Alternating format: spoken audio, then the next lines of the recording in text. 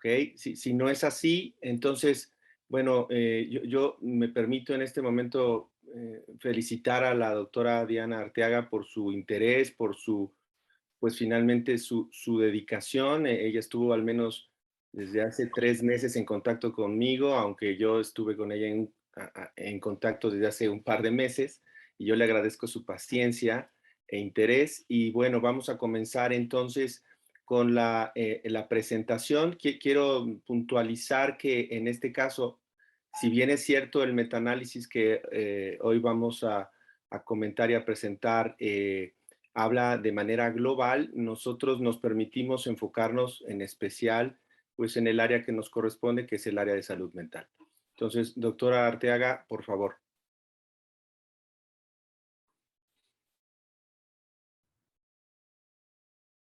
Ok, pues otra vez buenos días a todos. Hoy nos toca presentar a mí en compañía del doctor Lino Palacios y con la compañía también de la doctora Sandra López León, la sesión bibliográfica del día de hoy. Eh, Tiene que ver con una revisión sistemática y un metaanálisis que evalúa los efectos a largo plazo del COVID-19. Como parte de los contenidos, pues vamos a discutir los siguientes puntos, algunos antecedentes, vamos a ir luego a la presentación del artículo. También vamos a discutir algunos aspectos importantes para pues reconocer la metodología que se utilizó y vamos a hablar sobre resultados y vamos a entrar en una pequeña discusión con hallazgos de otros artículos más recientes en cerca de la relación de la salud mental y el COVID a largo plazo. Como ya comentaba el doctor, pues quisimos enfocar principalmente en los efectos neuropsiquiátricos por nuestra área de expertise. Después de eso vamos a hablar acerca de qué lecciones hemos aprendido de otras pandemias pues virales o similares a esta que estamos viviendo en la actualidad. Vamos a después pasar con las fortalezas y limitaciones y por último vamos a cerrar con mensajes para llevar a casa que nos gustaría que todos ustedes tuvieran en cuenta. Como parte de los antecedentes, pues la infección por coronavirus se declaró una pandemia el 11 de marzo del 2020 por la OMS. Este virus, el SARS-CoV-2, se identificó por primera vez en Wuhan, China, y pues es un virus que tiene en realidad muchas similitudes con otros virus que ya conocíamos, como es el virus que produce SARS y MERS. Eh, es interesante porque causa un espectro de enfermedad que va desde una enfermedad asintomática hasta un síndrome de estrés respiratorio agudo y complicaciones que pueden ser tan graves como la muerte. Entre algunas características de los coronavirus, pues pertenece a la familia de los Coronaviridae y a la subfamilia de los ortocoronavirus. Son una subfamilia de virus de ARN monocatenario positivos y son causantes de infecciones principalmente en aves y mamíferos. Usualmente estas infecciones son de tipo digestivo y respiratorio. Existen muchas especies, hasta 45 especies, y algunas pues aún continúan en investigación, incluso pues el SARS-CoV-2 del que vamos a hablar. Quisimos mostrar en esta, pues como línea del tiempo, algunos aspectos dinámicos acerca del conocimiento que hemos adquirido sobre la enfermedad. Pues como ya les comentaba, en marzo de 2020 apareció una nueva infección respiratoria que al principio pues todos pensábamos o creíamos que era como otras que ya conocíamos, una gripa o a lo mejor algo similar a la influenza, pero no imaginábamos la gravedad o la trascendencia que iba a tener. También al principio creíamos que la enfermedad era transmisible por fomites, además de gotas de flash.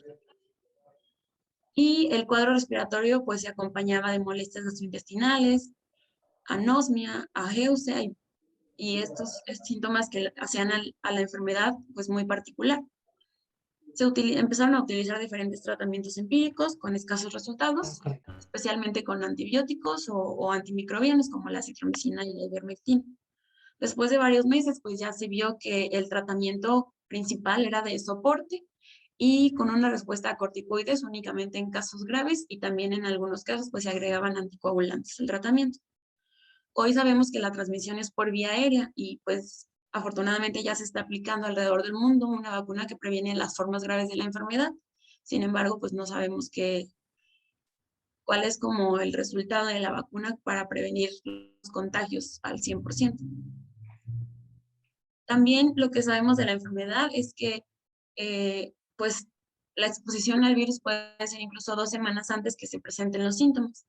Entre la semana previa y la primera semana a cuando podemos encontrar una PCR positiva es cuando va a ir aumentando la carga viral y lo podemos encontrar principalmente en el tracto respiratorio y en la nasofaringe. Después de la semana 2 empieza a bajar esta carga viral y pues ya no podríamos encontrar una prueba positiva. Sin embargo, pues aquí en esta tabla nos trata de ejemplificar que aunque la carga viral haya disminuido, pues aún hay afección en múltiples órganos y sistemas, principalmente por este estado de proinflamatorio que genera la enfermedad. Como parte de la epidemiología, pues sabemos que los contagios pues habían crecido pues, exponencialmente por más de un año. Hasta la fecha, estos datos los recabé el 5 de octubre de este año, pues los contagios siguen creciendo en 39 países. Ha habido al menos 235.309.000 muertes y al menos, pues, contagios y al menos 5 millones de muertes. Esto, pues tenemos que considerar que hay un subregistro de los contagios y de las muertes. En algunos estudios de población mexicana, pues sugieren que al menos uno tendría que multiplicar por 25 el número de contagios para acercarnos un poco más a la cifra real y por 2.4 el número de muertes, basado pues en el exceso de mortalidad que se calculó al año. Pues en términos generales, la mortalidad que se calculaba era del 2%, que ha disminuido a comparación del inicio de la pandemia. Sin embargo, pues como ya acabo de comentar, hay un subregistro de contagios y de muertes. Y aunque el desenlace pues más grave sí es la muerte, pues a nosotros también nos interesa saber qué es lo que pasa con todas esas personas que se contagiaron, a lo mejor con un caso leve, pero pues qué desenlaces pudieran tener en un futuro. En México, pues el pico de contagio en teoría ha ido disminuyendo, al menos desde las últimas semanas. Sin embargo, todavía se encuentra entre los 5 primeros países con mayor número de muertes relacionadas a COVID-19. En total ha habido más de 3 millones de contagios y más de 270.000 muertes relacionadas al virus aquí en el país. Aquí les puse el último mapa del semáforo epidemiológico del país, en el que podemos ver que casi todos los estados ya están en amarillo o verde. Sin embargo, aquí abajo les puse una gráfica de los contagios a lo largo de todo el año.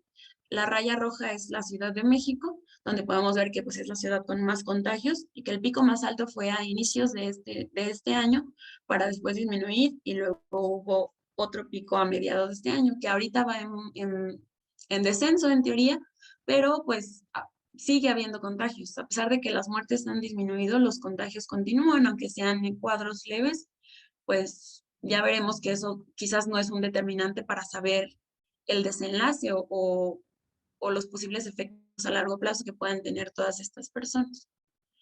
Vamos a hablar un poquito de la fisiopatología para entender un poquito mejor cómo el virus pudiera afectar el sistema nervioso central. El coronavirus pues tiene una superficie cubierta por proteínas de la espícula y otras 2 subunidades, S1 y S2. S1 se va a unir a la enzima convertidora de angiotensina 2 y S2 va a mediar la unión del virus a la membrana de la célula. La enzima de convertidora de angiotensina 2 se va a distribuir por todo el cuerpo, principalmente pues en células epiteliales nasales, de los alvéolos pulmonares y de los enterocitos del intestino delgado, lo que podría explicar pues los síntomas característicos de la enfermedad. Sin embargo, pues se va a expresar en todo el endotelio de todos los lechos vasculares del cuerpo, lo que va a ocasionar que haya una liberación de citocinas que cause un estado proinflamatorio. Además, va a provocar un estado de hipercoagulabilidad, trombosis microvascular, lo que puede afectar el intercambio de oxígeno. Algunas de estas células que se infectan en la enzima convertidora de angiotensina 2, se presentan en algunos núcleos dopaminérgicos y regiones corticales y subcorticales en el cerebro, las cuales se asocian pues a TDA y a otros trastornos mentales. Como ya mencioné, pues afecta el sistema renina-angiotensina-aldosterona y este sistema pues ha sido relevante para la neuroprotección del cerebro, la cognición y la interacción con estos sistemas dopaminérgicos y noradrenérgicos.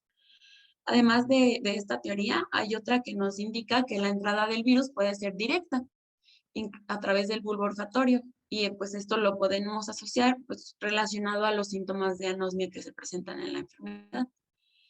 Aquí, pues varios trabajos ya han señalado que padecer una enfermedad mental incrementa el riesgo de contagio, entre ellos algunos de la doctora Nora Volk. Y pues me pareció interesante incluir como este pequeño dato que el TDA también pues se ha considerado como un factor importante para contagiarse de COVID. Hablando un poquito acerca de esa bidireccionalidad que existe entre los trastornos mentales y el diagnóstico o el desenlace del COVID-19, pues bueno, quisiera compartirles un poquito acerca de este estudio publicado en Lancet en 2021, que se trata principalmente de la asociación bidireccional entre el COVID y los trastornos psiquiátricos. Aquí las conclusiones más importantes que me gustaría mencionar es que aún en pacientes que no tenían un diagnóstico psiquiátrico previo, se vio que hasta un 5.8% podían tener un primer diagnóstico psiquiátrico en los primeros 14 a 90 días después de la infección. Y los que ya tenían algún diagnóstico tenían hasta un 18.1% de riesgo de tener alguna recaída. Y además también se vio que tener un diagnóstico psiquiátrico el año previo a la pandemia se asoció con un mayor riesgo de contraer COVID-19, con un riesgo relativo de 1.65%. En esta tabla de Kaplan-Meier, pues únicamente es para ejemplificar lo que acabamos de decir. Aquí compara en la de arriba la influenza, que es la línea azul, con el COVID, que es la línea roja. Y aunque a lo largo de los días, pues sí aumenta el riesgo de tener un desenlace que sea en un trastorno mental, podemos ver que el riesgo de tener algún trastorno mental, sea el que sea, es mayor con COVID. Y principalmente si es un trastorno de ansiedad, que han sido los más frecuentemente asociados con la enfermedad. Para continuar, pues vamos a definir el término long COVID, que pues es algo importante para entender de lo que estamos hablando. En realidad, pues no hay una definición muy establecida, pero podemos considerar que se refiere a síntomas, signos, enfermedades, efectos o estudios de laboratorio que persisten o aparecen después de un cuadro de COVID agudo. En el 2021, el National Institute for Health and Care Excellence lo definió como la persistencia de síntomas más allá de 12 semanas de la instauración de la enfermedad. Sin embargo, pues hay algunos otros autores que lo definen de otra manera. Hay quienes incluso lo mencionan hasta 6 meses posteriores del cuadro agudo y pues todavía no podemos decir que existe una definición estandarizada por tiempo principalmente. Vamos a hablar así como un poquito de aspectos estadísticos para lograr entender por qué se hizo un metaanálisis en este caso y por qué ese metaanálisis en específico. Pues los metaanálisis en realidad es un método sistemático para sintetizar resultados de diversos estudios sobre el efecto de una variable independiente. Se puede hacer con dos tipos de modelos. Uno es de efectos fijos, en el que para hacer este tipo de modelo hay que tener estudios que sean muy homogéneos, prácticamente idénticos entre sí. En cambio, el de efectos aleatorios nos ayuda a sintetizar estudios que son heterogéneos. Y la heterogeneidad en este caso se calculó con I cuadrada, en el cual los valores de 25%, 50% y 75% van a representar baja, media y alta heterogeneidad respectivamente.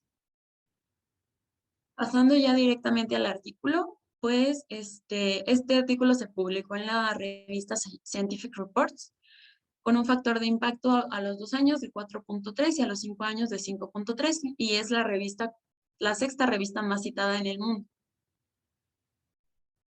Este es el título del artículo. Aquí las autoras definen el término de efectos a largo plazo como síntomas de duración prolongada que duran más de 2 semanas y no regresan al estado basal.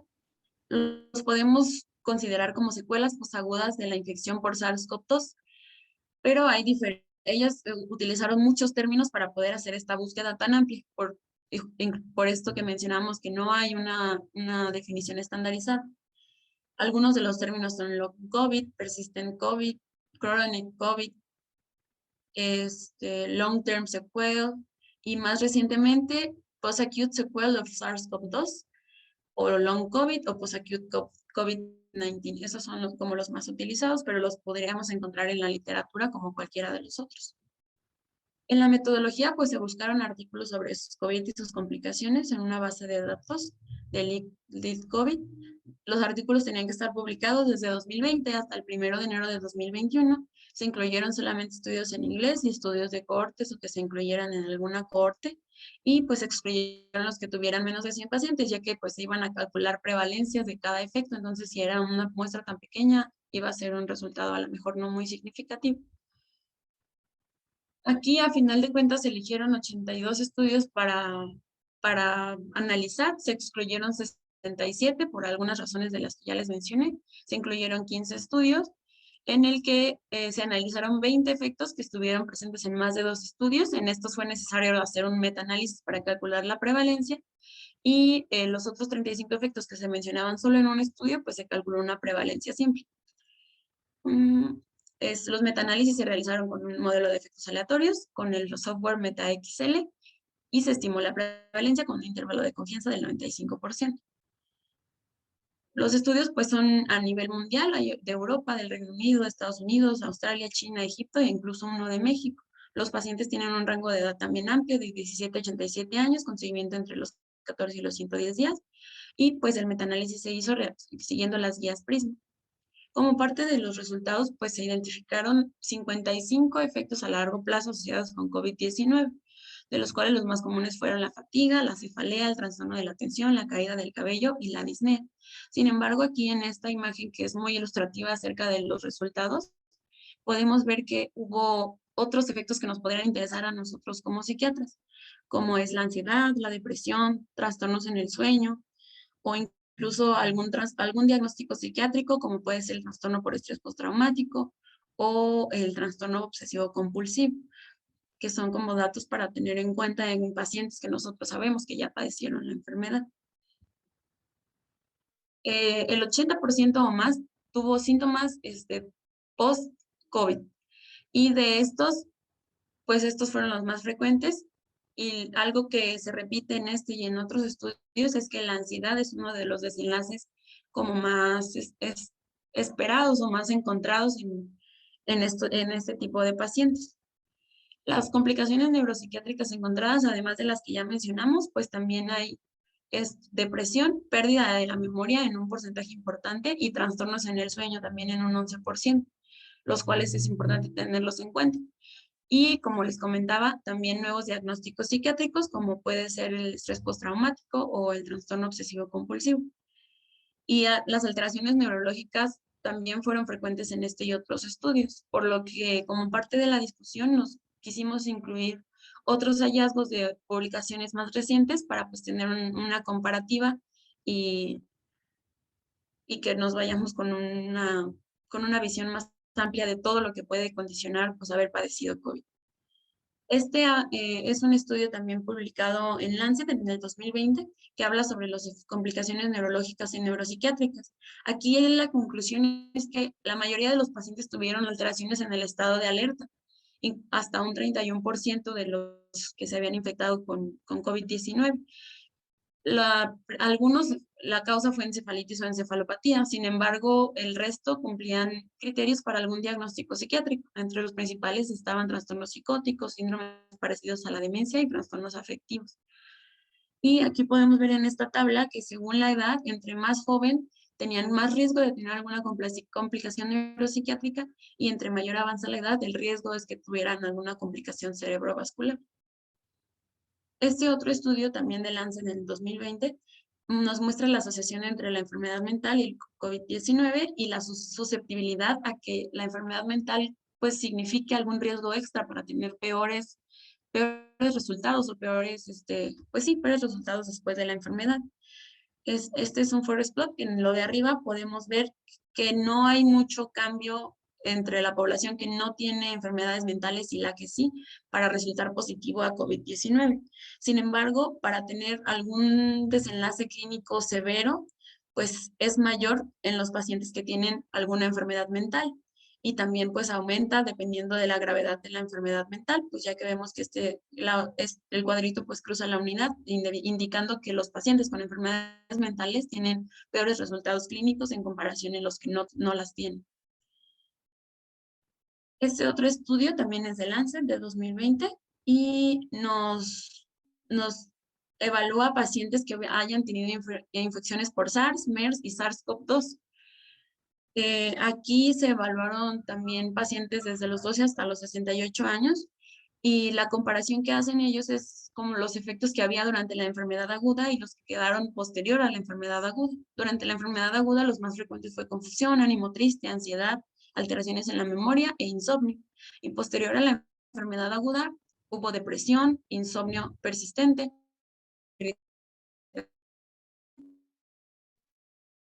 Y me parece el último.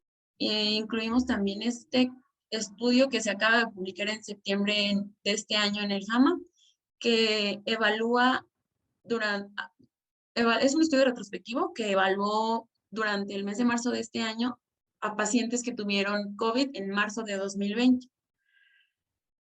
Entonces, aquí es interesante el resultado porque la mitad de los pacientes después de un año de la infección reportaron al menos un síntoma. Aquí, como pueden ver, pues la mayoría no son síntomas psiquiátricos, pero sí prevalece la ansiedad o los trastornos de ansiedad como algo que perdura ya más de 6 meses o incluso un año. Y en este estudio, ellos sí consideran que haber tenido un cuadro de COVID grave sí predispone pues mayor riesgo a tener algún desenlace o algún efecto a largo plazo. Como parte de la discusión ya del artículo en específico, pues podemos decir que los resultados son similares a los obtenidos en otros estudios sobre otros virus similares como el MERS y otros coronavirus. Hay ya bastante evidencia que afirma la afectación a largo plazo de diversos órganos y sistemas. Sin embargo, pues aún la cronicidad que pudiera tener pues es desconocida y los factores que predisponen a esta cronicidad también aún están estudiándose.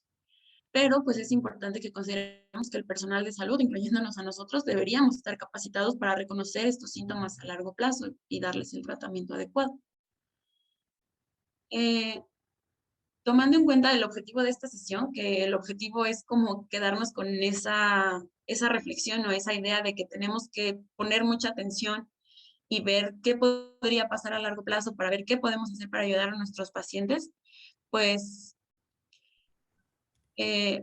pusimos esta carta al editor que hace alusión a las lecciones que nos han dejado otras pandemias sobre los efectos residuales a largo plazo.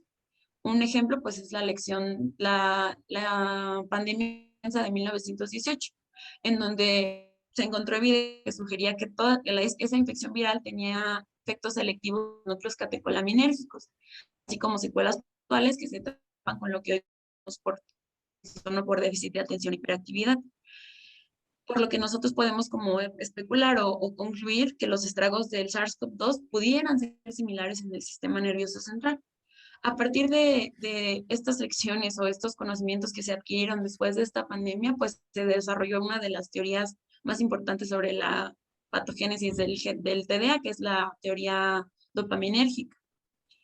Y pues, es decir, que el mensaje que queremos comunicarles con la intención de que todos hagamos este acto reflexivo es que tenemos que aprender sobre pues esta y todas las lecciones que nos han dejado otras pandemias, sobre todos los efectos conductuales y en general a largo plazo que pudieran dejar. Este artículo nos hace una comparación entre el virus de la influenza y entre el SARS-CoV-2. En general, pues los dos infectan a final de cuentas tienen el mismo, pues sí, infectan los dos a la enzima convertidora de angiotensina 2, pero por diferentes mecanismos. La principal diferencia sería que la influenza afecta las formas graves principalmente a los niños y el SARS-CoV-2 usualmente pues estamos ya acostumbrados a que los cuadros más graves se veían en adultos. Sin embargo, aquí lo que tendríamos que preguntarnos es qué pasa con todas esas infecciones asintomáticas o leves, que ni siquiera tal vez se captaron, especialmente en niños muy pequeños. ¿Qué consecuencias pudiera tener a largo plazo para ellos que ni siquiera sabemos que si tuvieron o no tuvieron la enfermedad por COVID-19? Para ir finalizando, pues las limitaciones y fortalezas del estudio, como limitaciones, pues el tamaño de muestra de algunos efectos es pequeño, la variación en algunas definiciones podría ser un sesgo de los resultados y la mezcla de pacientes con manifestaciones severas y moderadas de la enfermedad también podría representar un sesgo. Y pues que no haya una definición estandarizada del síndrome post-COVID también consideramos una limitación, perdón. Y como parte pues la muestra total es grande. El estudio muestra un panorama general de todos los síntomas que podrían estar asociados a este síndrome y pues nos da como la pauta para pues poder realizar próximos estudios, la metodología que se utilizó y pues que se identificaron limitaciones en otros estudios para abordar en estudios posteriores. Por último, para finalizar, pues nos quisimos sintetizar con algunos mensajes que nos gustaría que se quedaran. El primero es que la pandemia por COVID-19 nos ha dejado aprendizaje y consecuencias que todavía no sabemos todo. Los efectos del síndrome post-COVID podrían no estar determinados por la gravedad de la enfermedad, por lo que no hay que desestimar a los pacientes que hayan tenido un cuadro leve. Y pues a final de cuentas desconocemos todavía el impacto a largo plazo que pueda tener y las implicaciones que vaya a tener en el tratamiento que le damos a los pacientes. Sin embargo, pues nosotros como personal de salud debemos tener en cuenta estas manifestaciones para poder diagnosticarlas y tratarlas. Estas son las referencias y pues a continuación la doctora Sandra López León nos va a dar una pequeña intervención. Ella pues fue la autora principal del artículo, es médica y epidemióloga, tiene 2 doctorados, uno en epidemiología y otro en genética molecular, ambos por la Universidad de Erasmus de Rotterdam, en Países Bajos, y actualmente ella trabaja en lingüística en Nueva York y tiene una afiliación con la Universidad de Rutgers. Entonces, si le podemos palabra. Muchas gracias, doctora Haga. ¿Podría usted dejar de compartir muy bien para que ella pueda presentar? Sandra, pues te agradecemos mucho tu participación y pues no queda más que escucharte. Seguramente será algo muy interesante. Muchas gracias, Sandra. Sí, perfecto. Muchas gracias por la invitación y también muchas felicidades a la doctora Diana, que me gustó mucho la presentación. Bueno, yo nada más voy a decir 5 o 10 minutos, cosas que quiero que queden, que es el mensaje y que yo quiero que se queden ustedes. Primero tenemos que ubicarnos de cuándo hicimos este estudio. Esto empezamos a pensar en la idea en el verano del 2020. Habían pasado 6 meses y apenas oíamos que no era nada más una enfermedad respiratoria. Entonces, yo junto con las otras autoras que son amigas cercanas en WhatsApp estábamos diciendo, bueno, ¿qué está pasando? Estábamos muy preocupadas porque no sabíamos si realmente estaba dando secuelas muy graves en una incidencia altísima, no sé, infartos, bueno, cosas que sí lleguen a muerte, ¿no? Como sangrados cerebrales. Y entonces estábamos muy preocupados. También una de las autoras es oncóloga y también, bueno, todavía sigue preocupada que el virus a largo plazo pueda dar cáncer.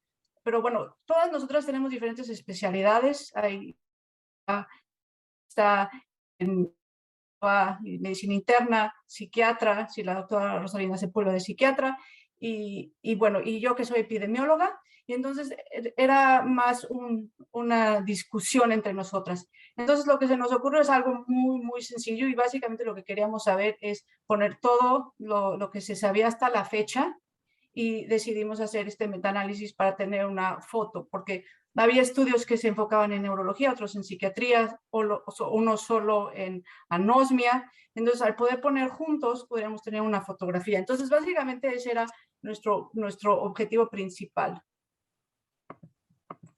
Sí. Y luego, ahora, a largo plazo, pues sí vemos que mucho que ayuda a este estudio es ver las limitaciones de los otros estudios, ¿no? Porque cuando tú pones todos los estudios juntos, pues lo único que también estás haciendo es juntando todas las limitaciones. Y todos los estudios que juntamos pues tienen sus limitaciones, especialmente pues porque se publicaron en menos de los primeros 6 meses. Entonces, pues no se sabía nada, no usaron cuestionarios que estaban validados. Entonces era así como de emergencia para ver qué está pasando. Entonces sí me gustaría hablar de las limitaciones. Bueno, podríamos hablar mucho, pero voy a decir general y básicamente porque es importante para las personas que están haciendo investigación que tomen esto en cuenta. Bueno, la mayor limitación es la heterogeneidad y no es el problema del metaanálisis, sino de todos los estudios, porque ningún estudio hizo una estratificación. Entonces, pusieron todo junto. Entonces, la primera es el tiempo. Muchos autores pues ponían de 15 a 100. Nosotros no escogimos el tiempo, o sea, nosotros nos basamos en lo que ya estaba publicado, en las definiciones que ya estaban publicadas, en el término que usaban, porque también eso era uno de nuestros objetivos. ¿Qué definiciones están usando? ¿Qué términos están usando? ¿Cuánto tiempo? Entonces nos dimos cuenta que cada autor usaba algo diferente y la mayoría era de los 15 a los 100 días has presentado este síntoma. Entonces, pues no se sabía si es al principio o al final, no pudimos estratificar y también ahora sigue viendo estudios. Y esto es muy importante porque llevamos un año y si tú le preguntas a un paciente, ¿has tenido dolor de cabeza en el último año? Pues te va a decir que sí. Entonces, pues no vamos a decir 100% de las personas tienen COVID largo, pues porque les dio dolor de cabeza una vez. Entonces, es muy relativo y sí se necesita estudios en los que hay un seguimiento mensual y que pregunten en el tiempo y no en los últimos 6 meses has tenido esto. Luego, la edad también. La mayoría de los estudios juntaron desde los 18 hasta los 90 años y bueno, pues esto no nos ayuda mucho y no pudimos estratificar. En estudios que salieron después, sí había unos que decían que las mujeres jóvenes tienden a tener síntomas que empiezan a los 6 meses y es más relacionado a lo que es la fatiga crónica, mientras que los hombres que son mayores tienen una persistencia de síntomas, que empezaron con problemas pulmonares y siguieron con este síntoma. Entonces sí se tiene que hacer una estratificación y de edad y además sexo. Luego, los países, bueno, en general no hemos visto una gran diversidad entre los países, la mayoría de los estudios siguen demostrando las mismas cosas, o sea que fatiga es lo principal y cosas así. Entonces, no me preocuparía mucho por los países. Bueno, claro, sí es la variación del gen y las definiciones, pero hasta ahora no se ha visto que haya una diferencia con las variaciones del gen y los síntomas post-COVID. Y luego algo que sí es que todos los estudios pusieron leve, moderado y grave COVID todo junto, hospitalizados. Nosotros queríamos hacer una estratificación y presentar solo los hospitalizados, pues no se podía. La mayoría de los estudios que incluimos eran hospitalizados. Entonces, pues está más hacia lo hospitalizado, pero hay algunos estudios que muestran ahora que hasta personas asintomáticas tienen algunos síntomas post-COVID. Entonces, sí se tiene que hablar de que cualquiera puede tener uno, y no se sabe, y tampoco hay una relación que aumente el riesgo con gravedad. Bueno, luego el tipo de estudio, el número de personas en los estudios, nosotros incluimos más de 100, pero había algunos estudios que tenían 8,000, que es uno de los que más tenía era un estudio de psiquiatría, y entonces pues ese también aportó mucho al metaanálisis. Bueno, hablamos de otras limitaciones, como que, bueno, que no se sabe la causa. Esto puede ser por la pandemia, por estar encerrados, por perder el trabajo, por estar en duelo, por muchas cosas relacionadas a COVID, o también puede ser independiente. Otra cosa que ninguno de estos estudios tomó en cuenta es la historia previa. Entonces, pues no se sabe si estas personas ya tenían antes o no algún problema. Sí hay estudios que muestran que tenían alguna enfermedad que se reactivó o que se empeoró. Entonces, no es que el virus lo está haciendo, sino, bueno, que a lo mejor activó el sistema inmune y se activó o hubo un flare en alguna de las enfermedades. Entonces, no se sabe la causa y tampoco se sabe si es diferente o no a lo que está pasando. O sea, no hay controles. Entonces, en estos estudios no había controles. O sea, tampoco nuestro objetivo era comparar los que tenían COVID y los que no tenían COVID. Hay algunos estudios ahora, pocos, pero hay en los que comparan si los síntomas son similares los que son COVID positivo y los que no tienen. Si que tomas COVID. Este metaanálisis, bueno, es muy inespecífico. O sea, como psiquiatra es mejor enfocarse en los estudios que se enfocaron en psiquiatría y en los síntomas a más detalle, porque entonces ya se puede saber más si había historia previa, cuánto tiempo dura cada síntoma, si hay algún tratamiento. Entonces, este metaanálisis era para tener una fotografía de todo y realmente dar ideas hacia dónde tenemos que seguir investigando, pero si quieren saber de alguna especialidad, es mejor enfocarse en psiquiatría. Y hay muchos estudios, hay un metaanálisis que es específico del long COVID de psiquiatría, y también hay muchos estudios que hablan de la pandemia y lo que hace a problemas psiquiátricos, mentales, pero no relacionado al virus. Bueno, las causas hasta ahora no se sabe, son hipotéticas. Voy a mencionarlas porque pues, es interesante, ¿no? Lo que mencioné, que es agravamiento de las enfermedades, inflamación, destrucción de tejidos o de nervios, pues, mucho, como por ejemplo la anosmia que dura 8 meses, pues se cree que es por una destrucción de nervios, persistencia del virus, que a lo mejor como que se despierta y se duerme y se despierta, entonces cuando se despierta es cuando da algunos síntomas y luego ya no lo tienes y estás bien, que también es una hipótesis. Luego autoinmunidad, por ejemplo, que hay anticuerpos del ACE2. También interacción con otros virus. A mí esta parte se me hace fascinante porque hay una interacción entre virus. Entonces puede ser que al mismo tiempo 2 virus ataquen o que despierte a un virus. Por ejemplo, la hipótesis es de que despierta el virus del herpes zóster. Entonces muchos de los síntomas que se tiene no son realmente de COVID, sino del herpes zóster, que puede ser como problemas en el oído, que hay baja la disminución, o sea, que te quedas sordo de un oído por un tiempo, puede ser que es por el herpes, o también, bueno, que hay en la piel cosas relacionadas al herpes, pues porque lo despertó, o hasta la fatiga, porque cuando uno tiene algunos de los virus, puede ser que lo despertó.